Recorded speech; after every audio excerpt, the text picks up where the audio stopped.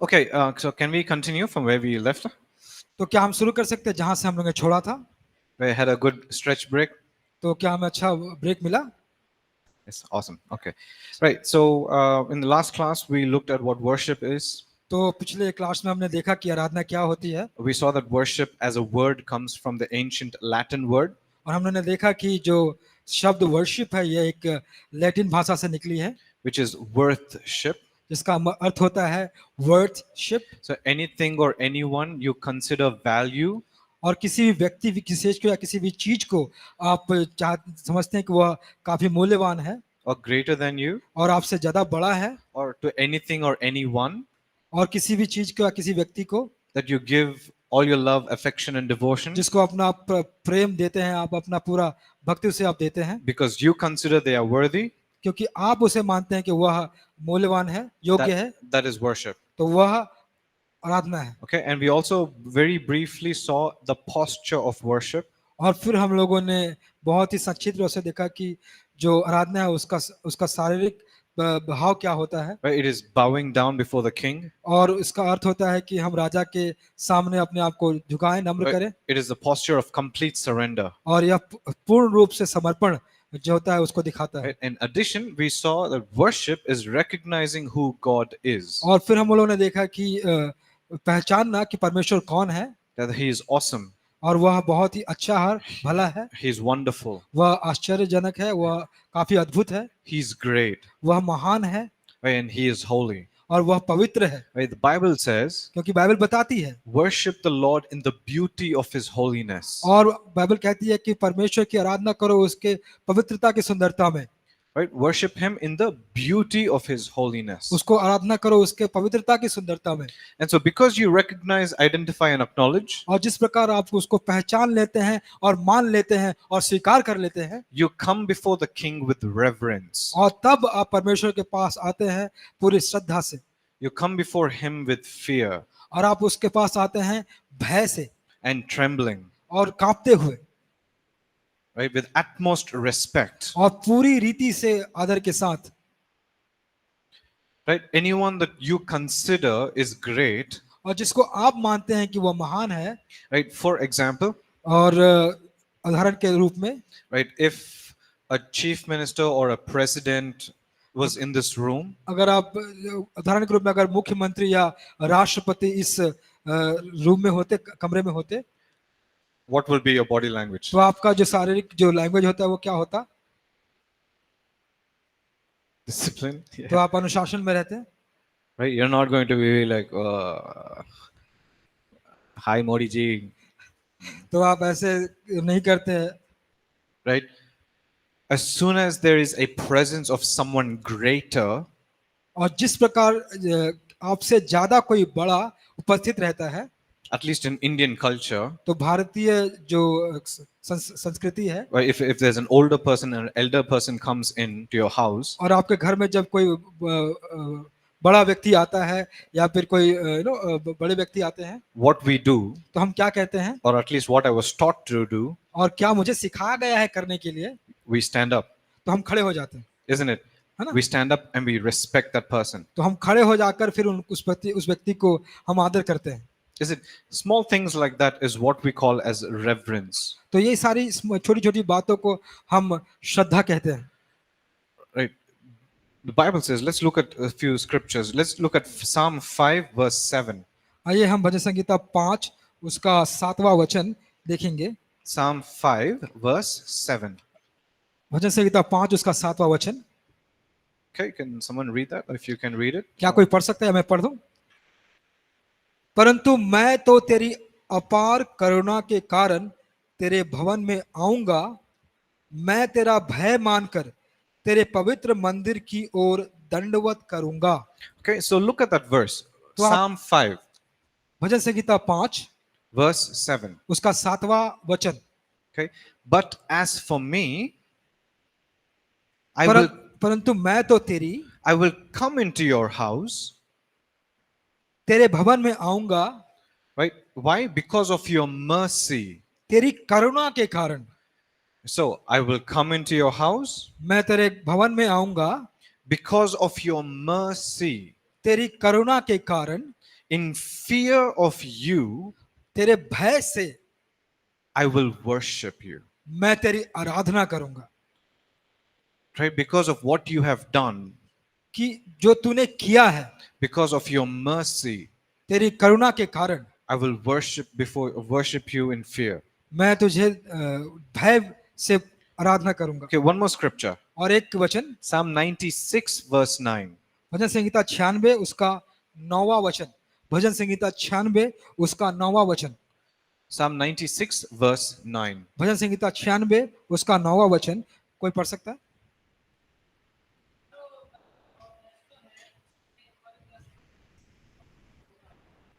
Okay, it says, worship the Lord in the beauty of holiness. और यह इस प्रकार कहता है कि Psalm 96, verse 9.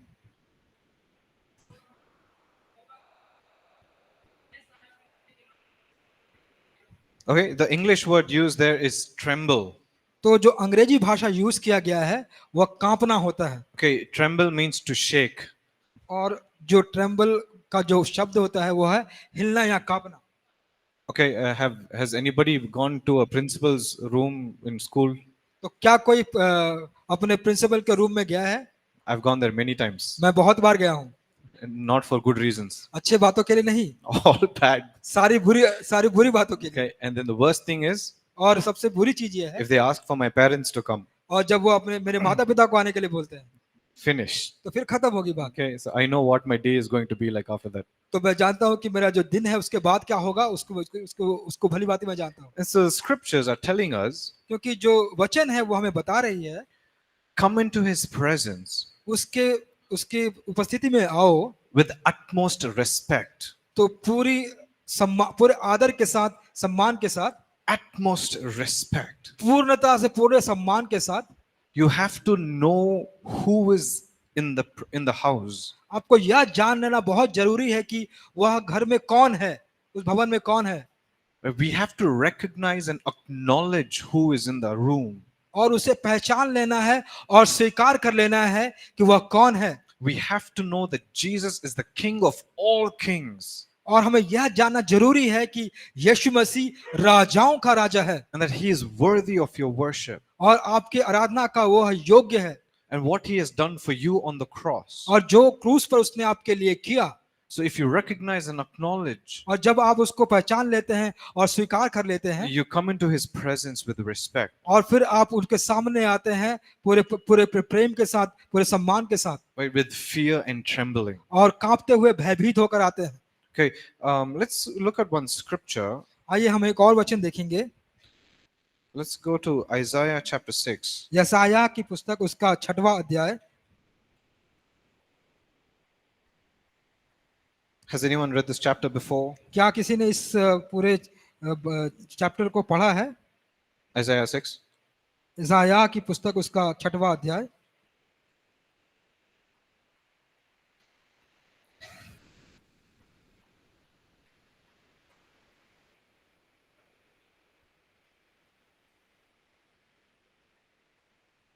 Okay.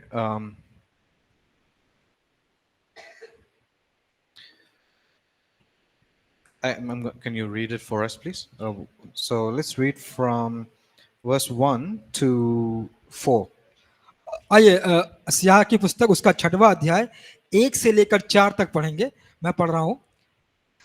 जिस वर्ष उज्जियाह राजा मरा, मैंने प्रभु को बहुत ही ऊंचे सिंहासन पर विराजमान देखा, और उसके वस्त्र के घेर से मंदिर भर गया। उससे ऊंचे पर सराय दिखाई दिए, उनके 6 पंख थे, जो पंखों से वे अपने मुंह को ढांपे थे, और 2 से अपने पांव को, और 2 से उड़ रहे थे। और वे एक दूसरे को पुकार पुकार कर कह रहे थे, सेनाओं का यहोवा पवित्र पवित्र पवित्र है, सारी पृथ्वी उसके तेज से भरपूर है। और पुकारने वाले के शब्द से डेवढ़ियों की नेवें डोल उठी, और वो भवन धुएं से भर गया। Thank you. Okay. This is one of my favorite passages in the scriptures. और यह वचन में बहुत ही मेरा मनपसंद वचन है। Right? It's bringing the throne room of God, और यहाँ पे परमेश्वर के जो उपस्थिति उसके बारे में बताती है, right, into the temple. और उस मंदिर में किस प्रकार उसकी उपस्थिति होती है So- उसके बारे में बताती है। Isaiah is having this incredible vision. और यहाँ पर एक यशायाह को एक बहुत ही घोर दर्शन होता है, He says, I saw the Lord high and exalted और उसने कहा कि मैं परमेश्वर को ऊंचे स्थान में देखा on a throne, और सिंहासन पर विराजमान देखा, right? And above him और उसके ऊपर were seraphs. और उसके ऊपर सराप दिखाई दिए। Okay, so some grammar lesson. तो कुछ ग्रामर व्याकरण का पाठ यहाँ पर। So seraph तो सराप in English is singular, और अंग्रेजी भाषा में यह एक वचन है, and seraphim और सेराफीम जो होती है is plural. वह बहुवचन है।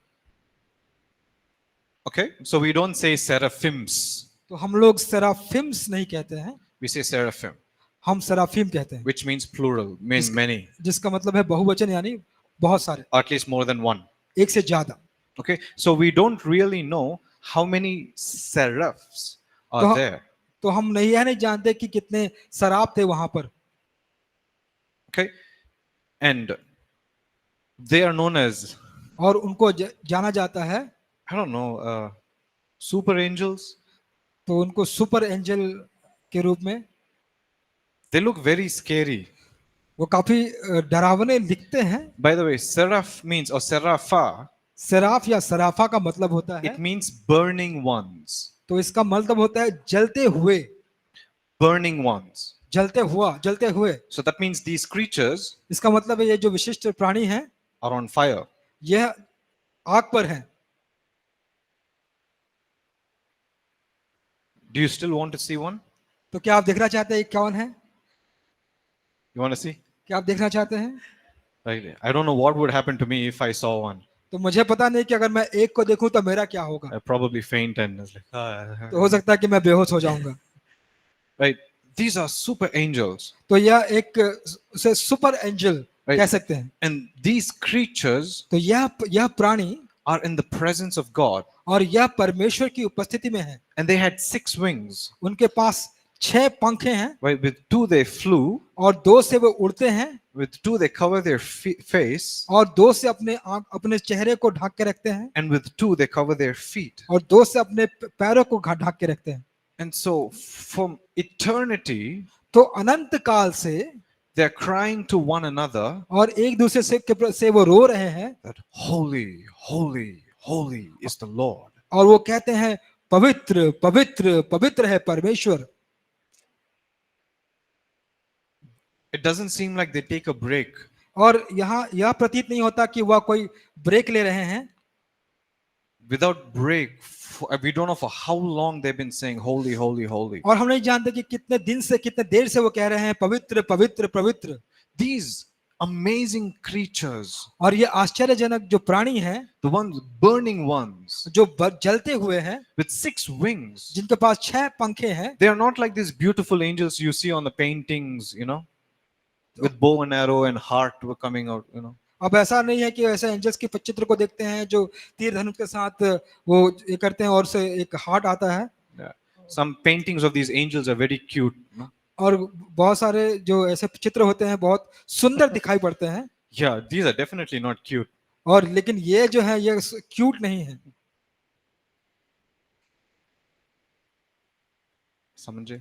समझ गया? Understood? आप समझे? Understood? समझे आप? And these creatures, तो ये प्राणी they recognize and acknowledge this God that you and I are talking about. और यह प्राणी यह मान लेते हैं और खोज लेते हैं और यह स्वीकार कर लेते हैं कि परमेश्वर कौन है।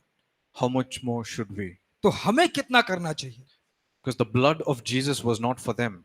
क्योंकि प्रभु यीशु मसीह का लहू उनके लिए नहीं था।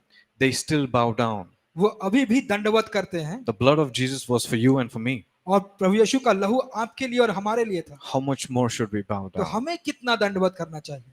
Are you with me? So क्या that's हमारे what साथ है? in worship simply means तो आराधना का जो अर्थ है is to come before Him तो उनके साथ उनके पास आना with utmost respect. पूरे सम्मान के साथ।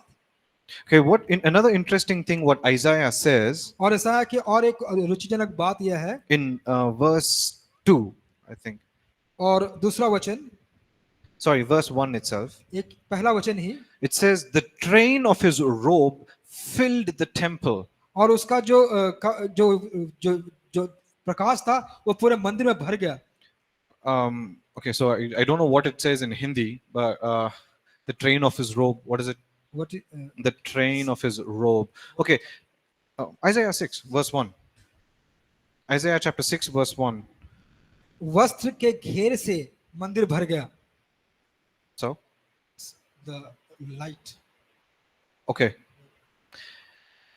Okay, so the train of his robe. Why is Isaiah using that language over there? तो इस यशायाह क्यों इस प्रकार की भाषा का इस्तेमाल कर रहा है?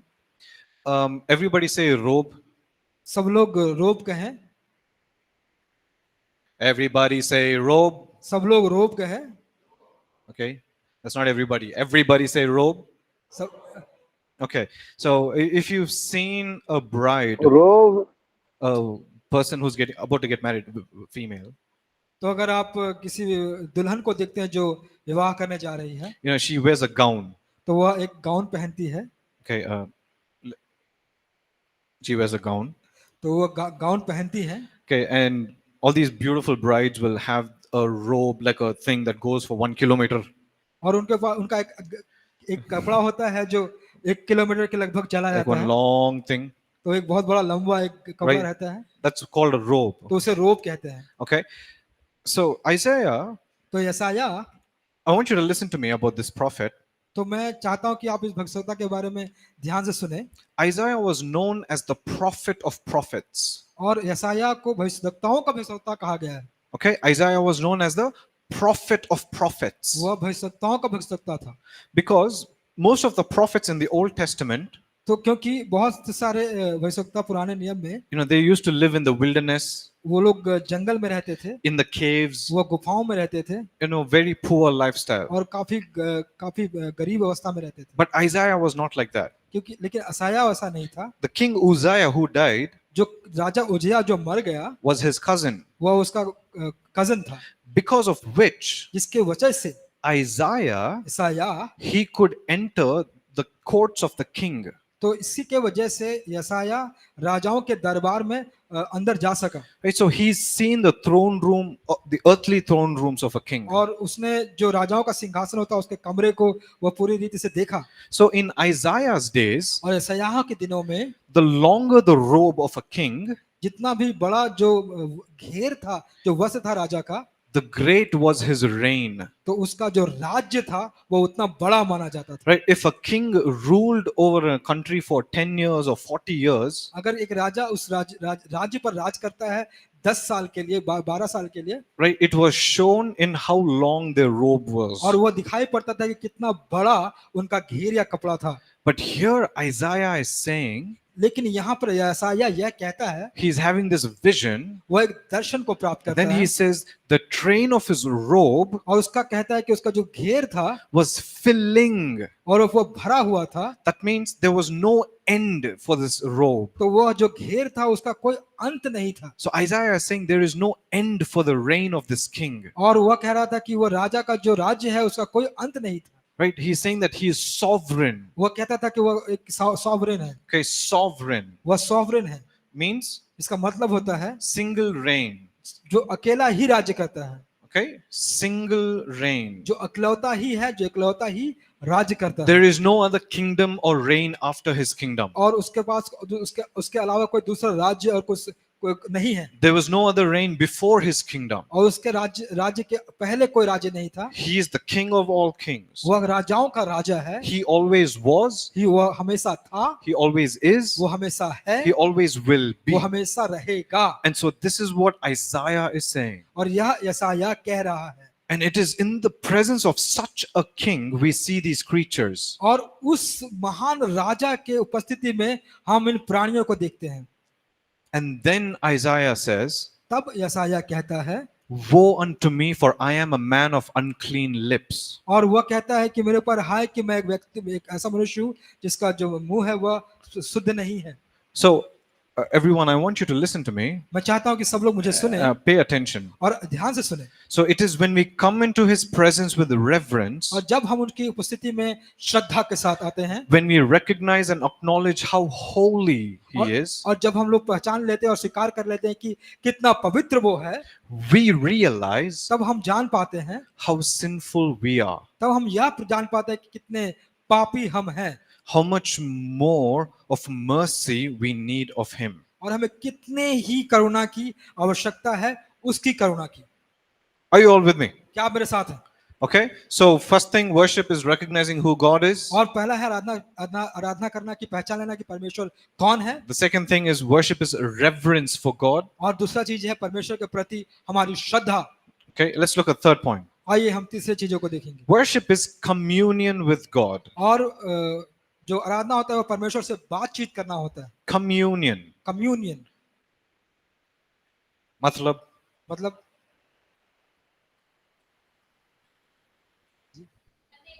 कनेक्ट करना, Connect. Okay. What else? Anybody else? और कोई दूसरा शब्द जो आप सोच पा रहे हैं? Communion. कम्युनियन का मतलब क्या होता है?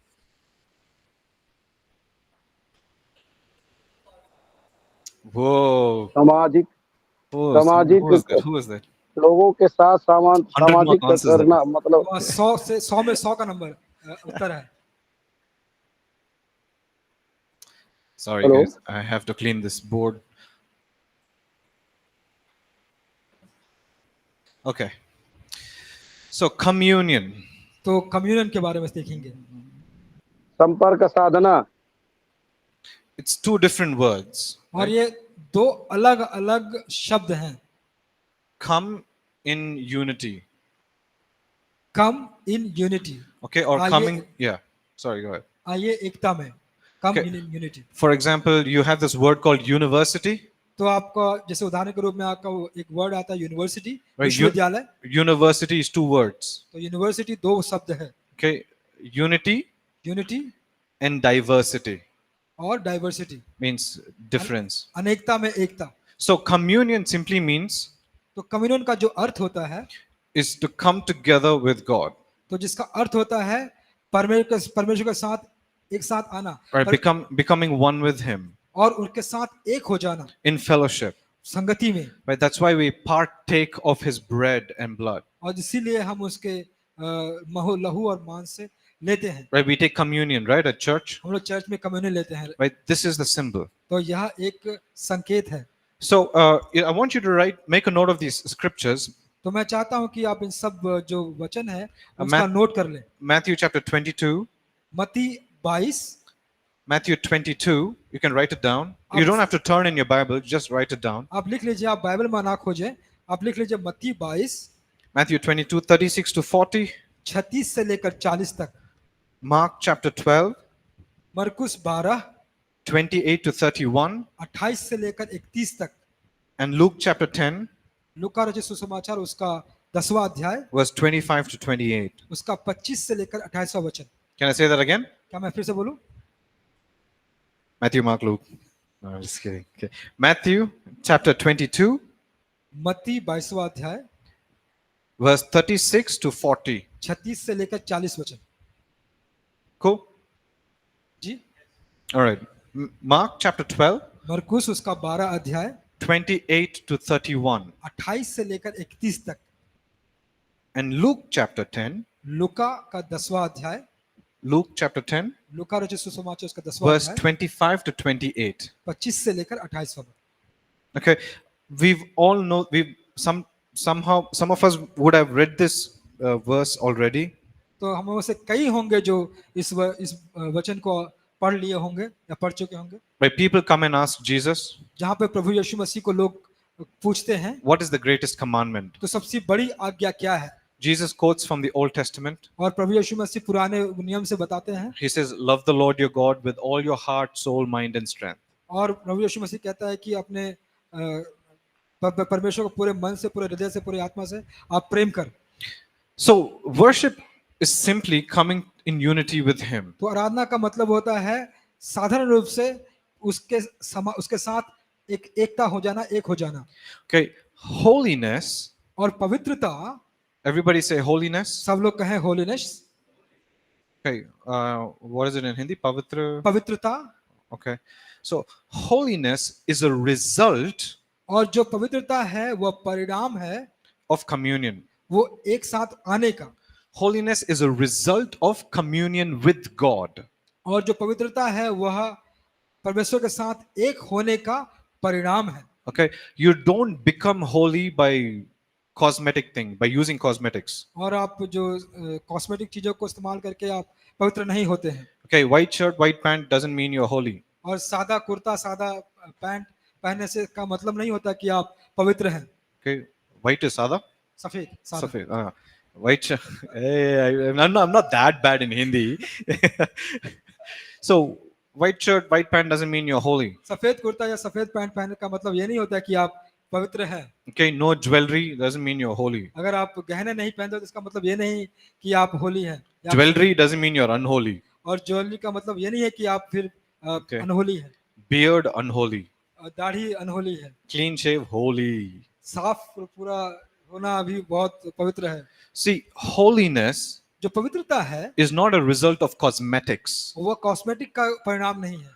You can't make yourself holy. आप अपने आप को पवित्र नहीं बना सकते। Holiness is a result of communion with God. और पवित्रता है उसका परिणाम जब आप परमेश्वर के साथ एक हो जाते हैं। Right? The more you spend time with Him, और जितना आप उसके साथ समय बिताते हैं, right? The more you recognize His voice, और जितना आप उनको पहचान लेते हैं, right? The more you read His word, और जितने आपके उसके वचन पर मनन करते हैं, पढ़ते हैं, the more you spend time in prayer, और जितना आप प्रार्थना में अपना समय बिताते right? हैं, The more time you spend in getting to know who He is, और जितना समय आप बिताते हैं जानने के लिए कि वह कौन है, all of that वो सब चीजें, is communion with God. वो सब परमेश्वर के साथ एक होना है। And as a result of that और जिसका परिणाम यह होता है is holiness उसका है पवित्रता and righteousness. और धार्मिकता। Okay? ठीक है। All right, let's move on to the last point. और आइए हम जो अंतिम भाग है उस पर जाएं। So far we've learned 3 points on what worship is. तो हम लोगों ने 3 बातों को सीखा जो आराधना क्या है। So tell me, what is the first one? तो पहला कौन क्या है बताएं। What is the first one? सबसे पहला भाग क्या है।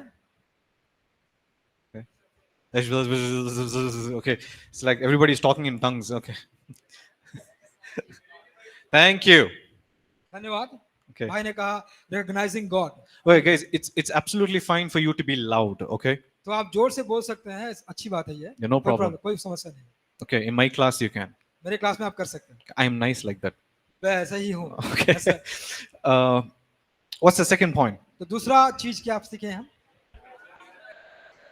Worship is reverence for God. Okay. So whatever it is in Hindi. Okay. And then the third point is तीसरा भाग क्या है। worship is communion with God. परमेश्वर के साथ एक होना। Okay. We are all called to spend time in His presence, और हमें हम सबको बुलाया गया है कि हम उनकी उपस्थिति में समय बिताएं, to love Him with all our hearts, और अपने पूरे हृदय से उसको प्रेम करें, with all our soul, अपने पूरे आत्मा से, strength. अपने पूरी शक्ति से। Amen. आमीन। Amen. I see. I see people of all ages here present. और मैं देख रहा हूँ कि हर एक उम्र के व्यक्ति यहाँ पर हैं। I want you to encourage मैं चाहता हूँ कि आप उत्साहित करें in spending a lot of time in His Word. तो अपने उसके वचन में अपना बहुत सारा समय बिताने में आप अपने आप को व्यतीत करें। I want to encourage you to spend a lot of time reading His Word. और मैं चाहता हूं कि आप अपने आप को उत्साहित करें कि उसके वचन को पढ़ने में अपना बहुत सारा समय व्यतीत करें। Right? Because John chapter 1 says He is the Word. क्योंकि यूहन्ना का पहला वचन जो है वो कहता है कि वह वचन था। Right? वह वचन है। That I have, when during my time as the youth pastor, और जब मैं एक युवाओं का जब पासवान था उस समय, young people ask me all the time, और जवान लोग मुझसे पूछते थे हमेशा, okay, how do I hear His voice? तो मैं किस प्रकार उसके आवाज को सुनूं, Right? How do I hear His voice? मैं उसके आवाज को कैसे सुनूं, Okay, how to hear the voice of God? और किस प्रकार मैं परमेश्वर के आवाज को सुनूं। You know, My answer was always simple: तो मेरा जो उत्तर था वो बहुत ही साधारण था। is keep reading the Bible until He speaks. तो मेरा यह उत्तर था कि बाइबल को आप उस समय तक पढ़िए जब तक कि वो ना बोले। Okay, keep reading the written Word of God परमेश्वर के लिखित वचन को पढ़ते रहिए until you hear the spoken Word of God. जब तक कि आप परमेश्वर के बोले वचन को ना सुने। Right, so you will learn more about the Bible, the Logos, and the Rhema Word of God in this course. और इस कोर्स में आप लोगोस, रेमा वर्ड ऑफ गॉड, ये सारी बातों को आप सीखेंगे। But a simple secret to communion with God is just spend time reading His Word. और बहुत साधारण जो गुप्त बात रहस्य है वह यह है कि आप परमेश्वर के वचन को पढ़ने में, उसके साथ एक होने में अपना समय बिताएं। You know, the words in this book is eternal. आप जानते हैं कि इस किताब में जो बातें लिखी गई हैं वो अनंतकालीन है। Right? This was the very Bible my dad gifted to me in 2003. और यह ऐसा बाइबल है जो मेरे पिताजी ने 2003 में मुझे उपहार में दिया था। I think it's almost 20 years, no? Or 21. I guess. और यह 21 साल हो गए हैं Not इस sure. किताब Okay. को। So I remember when I failed in 12th, तो मैं याद करता हूँ कि जब मैं क्लास 12 में फेल हो गया था it was this same very Bible. और यही वह बाइबल है। I turned to Isaiah 54.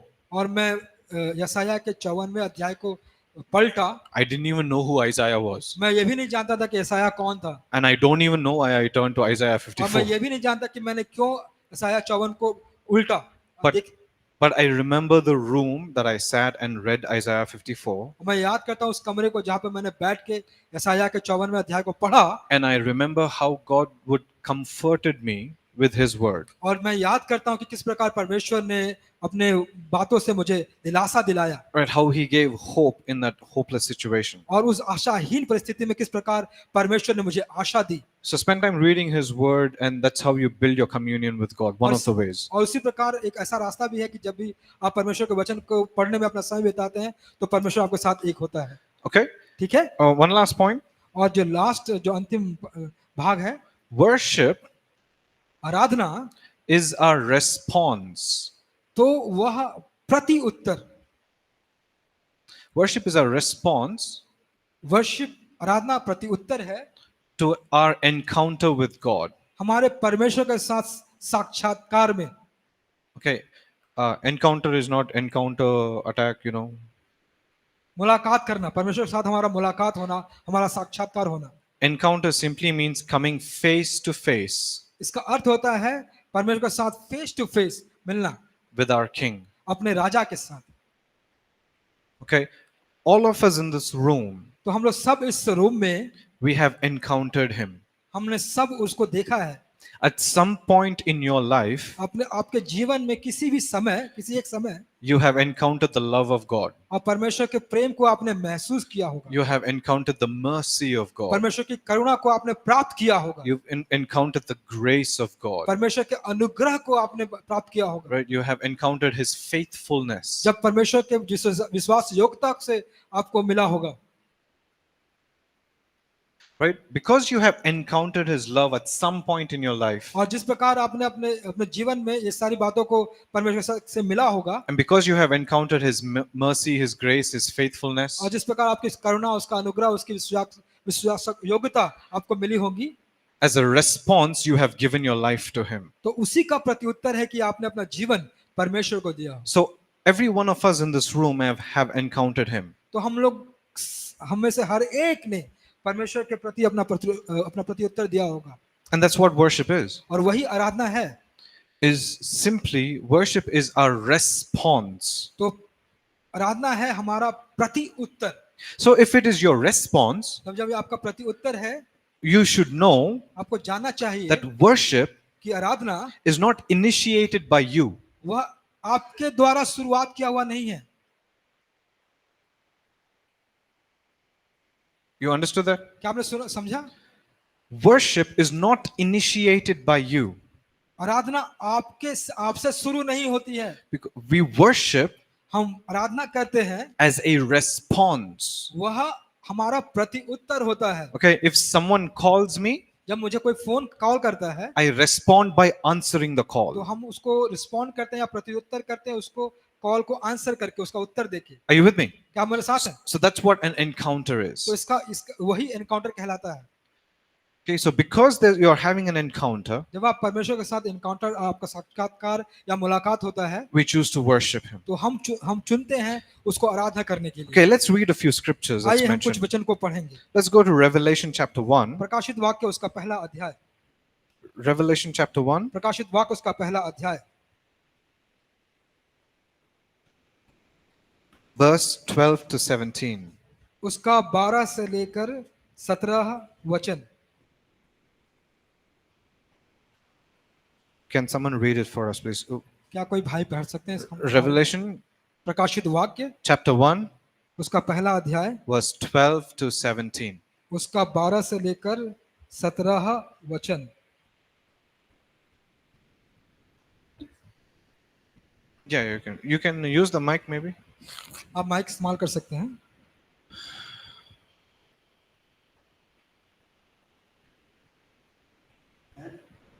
तब धन्य है वह मनुष्य जो परीक्षा में स्थित रहता है, क्योंकि वह हमारा निरंतर जीवन का वह मुकुट पाएगा जिसकी प्रतिज्ञा प्रभु ने अपने प्रेम रखने वालों से की है। जब किसी की परीक्षा हो तो वह यह ना कहे कि मेरी परीक्षा परमेश्वर की ओर से होती है, क्योंकि न तो बुरी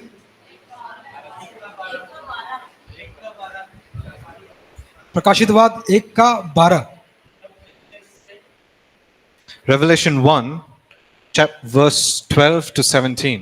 प्रकाश मैंने उसे जो मुझसे बोल रहा था देखने के लिए अपना मुंह फेरा, और पीछे घूमकर मैंने सोने की 7 दीवटें देखी, और उन दीवटों के बीच में मनुष्य के पुत्र चक्र से एक मनुष्य को देखा, पुरुष को देखा, जो पांवों तक का वस्त्र पहने और छाती पर सोने का पटका बांधे हुए था। उसके सिर और बाल श्वेत ऊन वरण पाले के समान उज्ज्वल थे, और उनकी आंखें आग की ज्वाला के समान थी। उसके पांव उत्तम पीतल के समान थे, जो मानो भट्टी में पकाया गया हो, और उसका शब्द बहुत जल के शब्द के समान था। वह अपने दाहिने हाथ में 7 तारे लिए हुए था, और उसके मुख से तेज 2-धारी तलवार निकलती थी। उसका मुंह ऐसा प्रज्वलित था जैसा सूर्य कड़ी धूप के समान चमकता है। जब मैंने उसे देखा तो उसके पैरों पर मुर्दा सा गिर पड़ा। उसने मुझ पर अपना दाहिना हाथ रखकर कहा, मत डर, मैं प्रथम और अंतिम और जीविता हूँ। धन्यवाद। Thank you. Right, so here John is having an encounter. तो यहाँ यूहन्ना या जॉन एक साक्षात्कार हो रहा है यहाँ पर। Right, there is a revelation that is happening. तो यहाँ पे एक प्रकाशन हो रहा है। Okay, so John is having an encounter, यूहन्ना यहाँ पर एक साक्षात्कार में है, and in this encounter, और इस साक्षात्कार में there is a revelation of who this Jesus is. और वहां पर यह प्रकाश हो रहा है कि यीशु कौन है। But he's saying that his hair is as white as wool. और उसका यहाँ पे कह रहा है कि उसका जो बाल है वह एक ऊन के नाई Right. श्वेत है, Right, his face was shining like the sun in all its brilliance. और उसका जो चेहरा था वह सूर्य के समान चमकता था, His voice sounded like many waters. और उसका जो उसका जो बात था वह जल की तरह था। Okay, so encounter. तो You- या मुलाकात करना, in the encounter, there's a revelation, वहां पर एक प्रकाशन होता है, and in the after the revelation comes the response. और उस प्रकाशन के बाद प्रत्युत्तर होता है। So, what was John's response? तो यूहन्ना का जो रिस्पॉन्स था, प्रत्युत्तर क्या था? What was John's response? उसका प्रत्युत्तर क्या था? He fell down. वह गिर पड़ा, Yeah, that was his response. तो उसका वह प्रत्युत्तर था। Okay, let's read Psalm 145. आइए भजन संहिता 145, Okay, Psalm 145, bhajan Samhita 145 verse 2 and 3. उसका दूसरा और तीसरा वचन पढ़ेंगे। And we're going to come back to Revelation in just a minute. उसके बाद फिर हम प्रकाशित वाक्य में 1 मिनट में आ जाएंगे। प्रतिदिन मैं तुझको धन्य कहा करूंगा और तेरे नाम की स्तुति सदा सर्वदा करता रहूंगा। यहोवा महान और अति स्तुति के योग्य, महान और अति स्तुति के योग्य है और उसकी बड़ाई अगम है। Okay, thank you. So we're just going to read verse 2 and 3 one more time, if that's okay. और हम एक बार फिर से वचन 2 और 3 पढ़ेंगे। भजन संहिता 145 का कोई पढ़ सकता है? Okay, Psalm 145. Bhajan Samhita 145। Is everybody there? सब वहां पर हैं?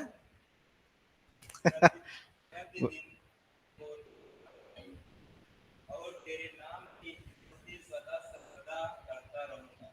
यहोवा महान और अति स्तुति के योग्य है और उसकी बड़ाई अगम है।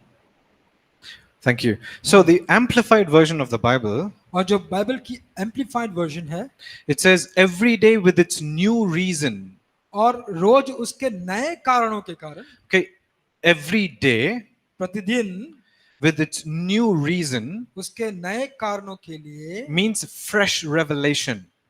इसका अर्थ होता है एक ताजा प्रकाशन के लिए, Revelation. प्रकाशन के लिए। Okay, so every day rose rose with its new revelation उनके नए प्रकाशन or से, fresh revelation, उसके ताजा प्रकाशन से I will praise you. मैं आपकी स्तुति करूंगा। And then it says, with its unsearchable greatness, और उसका जो महानता जिसकी कोई सीमा नहीं है, verse 3 says, उसका तीसरा वचन, your greatness उसकी अगम बड़ाई के कारण no one can fathom.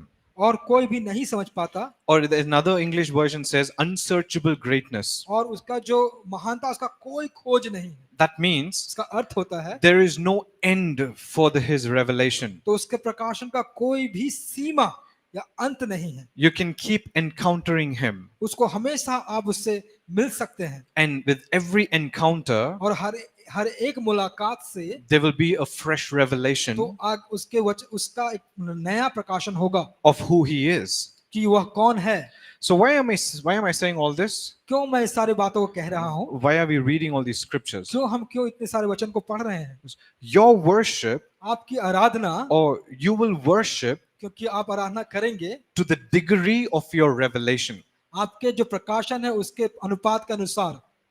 Okay? Ji, I'll say that again. मैं फिर से कहूंगा, You will worship आप आराधना करेंगे only to the degree of your revelation. जितना आपका परमेश्वर के साथ मुलाकात हुआ है उतने अनुपात के साथ। Right? No, how much you know about God जितना आप परमेश्वर को जानेंगे is how much you will worship him. तो उतना ही आप वर्शिप करेंगे या आराधना करेंगे। But the more you spend time in his word, और जितना आप समय बिताएंगे उनके वचन में, the more you spend time praying, तो उतना समय आप प्रार्थना करने में बिताएंगे। and he'll keep revealing himself to you. और वह अपने आप को हमेशा आपको दिखाता रहेगा। And the more the revelation, और जितना आपको वह दिखाएगा अपने आप को, your praise and worship, और आपकी स्तुति आराधना, or in other words, your response, तो आपका प्रति उत्तर keeps increasing. तो वह उतना ही बढ़ता रहेगा।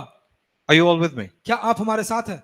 Okay, these are the simple 4 points और यह साधारण 4 बातें हैं। of what worship is. तो आराधना क्या है उसके बारे में। Worship is recognizing who God is. और वर्शिप यह होता है, आराधना यह होता है कि आप पहचान लेते हैं कि परमेश्वर कौन है। Worship is reverence for God. और परमेश्वर के प्रति श्रद्धा, Worship is communion with God. उसके साथ एक हो लेना, And worship is our response तो वह हमारा प्रति उत्तर होता है to our encounter with God. हमारे परमेश्वर के साथ मुलाकात की। Okay? ठीक है? All right. I hope you've learned something in this session. तो मैं आशा करता हूँ कि आपने कुछ सीखा है इस डिस्कशन से।